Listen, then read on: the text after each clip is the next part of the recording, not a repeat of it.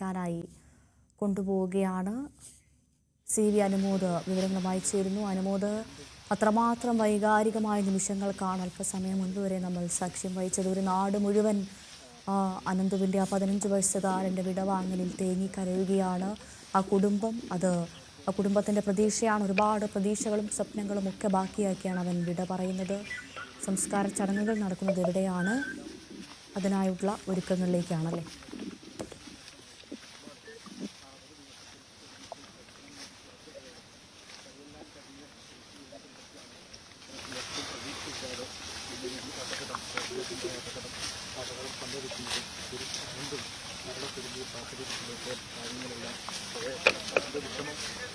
എങ്ങനെയാണ് അവർക്ക് ഇനി അർത്ഥിക്കാൻ കഴിയുക, അല്ലെങ്കിൽ എന്ത് പറഞ്ഞാണ് അർത്ഥിപ്പിക്കാൻ കഴിയുക എന്നൊരു ചോദ്യം അങ്ങനെ തന്നെ ബാക്കിയാകുന്നില്ല. കാരണം ഒരിക്കലും ആരും പ്രതീക്ഷിക്കുന്നില്ല. സ്ഥിരമായിട്ട് പോകുന്ന വഴിയാണ്, എല്ലാ ദിവസവും കാണുന്ന ആളുകളാണ്, വഴിയാണ്. അങ്ങനെയൊക്കെ ഇരിക്കെ നിലമ്പൂർ വഴിക്കടവിൽ പന്നിക്കണിയിൽ നിന്നും ഷോക്കേറ്റ് മരിച്ച 10ാം ക്ലാസ് വിദ്യാർത്ഥി അനന്തുവിൻ്റെ മൃതദേഹം സംസ്കരിക്കാനായി കൊണ്ടുപോവുകയാണ്. നിരവധി പേരാണ് അനന്തുവിനെ അവസാനമായി ഒരു നോക്ക് കാണാൻ ആ വീട്ടിലെത്തിയത്. CV അനുമോദ് ചേരുന്നു. അനുമോദ്, ഒരുപാട് കാലം 10-15 വയസ്സ് വരെ അവൻ ഓടിക്കളിച്ച വഴികളാണ്. അവസാനമായി അവനെ കാണാൻ ആയിരക്കണക്കിന് ആളുകളാണ് ആ വീട്ടിലോട്ടെത്തിയത്. കണ്ണീരണിയുകയാണ് ആ നാട് മുഴുവൻ. സംസ്കാര ചടങ്ങുകൾ ആരംഭിച്ചു. മുളങ്കാടിനിടയിലുള്ള ശ്മശാനത്തിലേക്ക് അനന്തുവിന്റെ മൃതദേഹം ഇപ്പോൾ എത്തിച്ചിരിക്കുകയാണ്.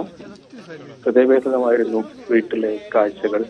11:45 അനന്തുവിന്റെ മൃതദേഹം വീട്ടിലെത്തിച്ചത്. അപ്പോഴേക്കും നാടൊന്നാകെ അവിടേക്ക് ഒഴുകിയെത്തിയിരുന്നു എന്ന് വേണം പറയാൻ. നേരത്തെ തന്നെ സ്ഥാനാർത്ഥികളും അതുപോലെ തന്നെ വിവിധ രാഷ്ട്രീയ പാർട്ടികളിലെ പ്രമുഖ നേതാക്കളെല്ലാം അവിടെ എത്തി കുടുംബത്തെ ആശ്വസിപ്പിച്ചിരുന്നു. ശേഷം മൃതദേഹത്തിൽ അന്ത്യാഞ്ജലി അർപ്പിക്കാനും നാടൊന്നാകെ ഒഴുകിയെത്തി. അതിനു മുമ്പ് അനന്തു പഠിച്ചിരുന്ന സ്കൂളിലും അല്പസമയം പൊതുദർശനം ഉണ്ടായിരുന്നു. സഹപാഠികളും സുഹൃത്തുക്കളും അധ്യാപകരും ഒക്കെ അവിടെ നിന്നും അനന്തുവിന് അന്ത്യാഞ്ജലി തുടർന്ന് വീട്ടിലേക്ക് എത്തിച്ചപ്പോഴേക്കും അവിടെയും ജനനിബിഡമായിരുന്നു. വാഹനമെത്തുന്ന വഴിയില്ലാത്ത ആ മേഖലയിലേക്ക് കാൽനടയായി നിലമ്പൂർ ഒന്നാകെ നടന്നെത്തി, അല്ലെങ്കിൽ ഒഴുകിയെത്തി എന്ന് വേണം പറയാൻ. അത്രമാത്രം ജനങ്ങൾ അവിടേക്ക് അനന്തുവിനെ അവസാനമായിട്ട് നമുക്ക് കാണുവാൻ എത്തിച്ചേർന്നിരുന്നു. എല്ലാത്തിനപ്പുറം സ്കൂളിലെല്ലാവർക്കും പ്രിയപ്പെട്ട ഒരു വിദ്യാർത്ഥി, നല്ല സുഹൃത്ത്, ഫുട്ബോൾ കളിക്കുന്നതിലാണെങ്കിലും പാട്ട് പാടുന്നതിലാണൊക്കെ എല്ലാവരെയും ഇഷ്ടം പിടിച്ചു പറ്റിയ മിടുക്കനായ 15-കാരൻ ഒരു വീടിന്റെ മുഴുവൻ പ്രതീക്ഷയായിരുന്നു. ആ വീട്ടില് അനന്തുവിന്റെ അവസാന വിടചൊല്ലല് ആരുടെയും ഉള്ളിലെക്കുന്നതായിരുന്നു. പലരും കരഞ്ഞ് മോഹാലസ്യപ്പെട്ട് വീഴുന്നത് കണ്ടു. ചിലരൊക്കെ പൊട്ടിക്കരയുന്നുണ്ടായിരുന്നു. സഹോദരിമാരുടെയും അമ്മയുടെയൊക്കെ ഹൃദയം പൊട്ടിയുള്ള കരച്ചിലായിരുന്നു ഇത്രയും നേരം ആ വീട്ടിലെല്ലാം ആ മേഖലയിലൊക്കെ അലയടിച്ചത്. അത്രമാത്രം വേദനാജനകമാണ് ഈ ഒരു കാഴ്ചകളൊക്കെ റിപ്പോർട്ട് ചെയ്യുന്നത് തന്നെ. ഇപ്പോൾ കാടിനോട് ചേർന്നുള്ള ഇവരുടെ ഒരു പാരമ്പര്യ ശ്മശാനത്തിലാണ് അനന്തുവിന്റെ മൃതദേഹം അടക്കുന്നത്. ഇവിടെയും ഒരുപാട് പേര് എത്തിയിട്ടുണ്ട്.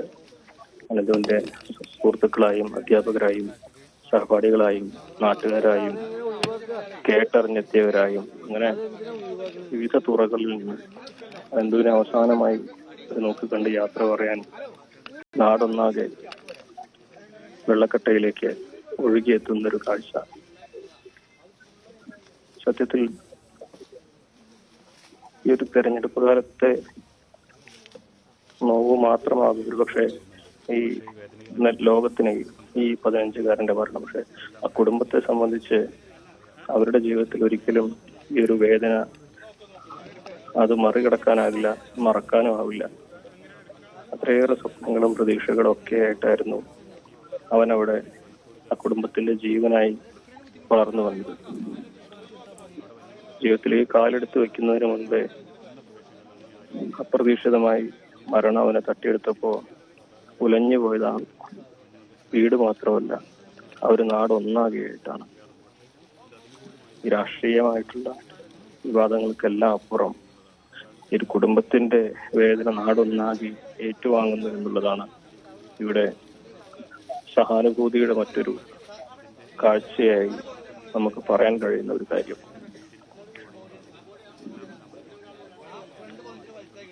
തന്റെ കാരണവന്മാരൊക്കെ വിശ്രമിക്കുന്ന, അന്ത്യവിശ്രമം കൊള്ളുന്ന ഇടത്തേക്ക് ഇത്രയും വേഗം ഈ ഘട്ടത്തിൽ അവൻ വരുമെന്ന് ആരും സ്വപ്നത്തിൽ പോലും കണ്ടിട്ടില്ല.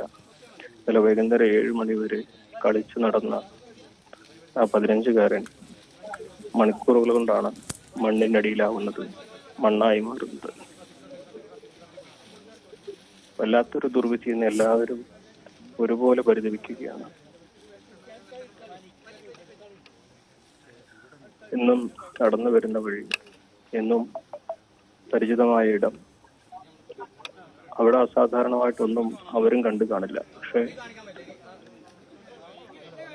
ചിലരുടെ പ്രവൃത്തി അവിടെ അവന്റെ വിധിയെ ഒരുക്കി വച്ചിരുന്നതെന്ന് പറയേണ്ടി വരും. അതുകൊണ്ടാണല്ലോ അവൻ ഇന്ന് നമ്മോടൊപ്പം ഇല്ലാത്തത്.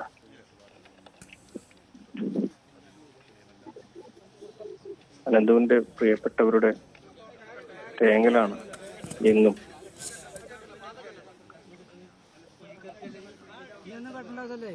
ഇത്രമാത്രം പ്രിയപ്പെട്ടവനായി വിരിയുന്നതിന് മുമ്പേ കൊഴിയുന്ന ഒരു പൂവ് പോലെ അവൻ വിട വാങ്ങുമ്പോൾ നാടൊന്നാകെ അവനെ കണ്ണീരോടെ യാത്ര പറയുകയാണ്.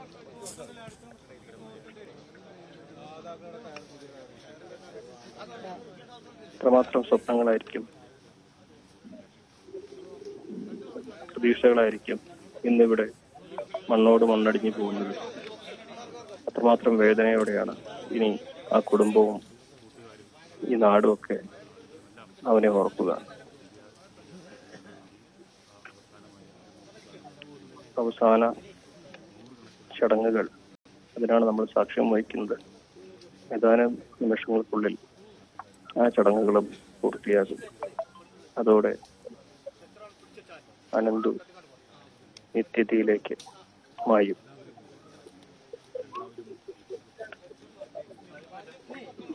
അന്ത്യകർമ്മങ്ങളുടെ തത്സമയ ദൃശ്യങ്ങളിലേക്ക് പോകാം.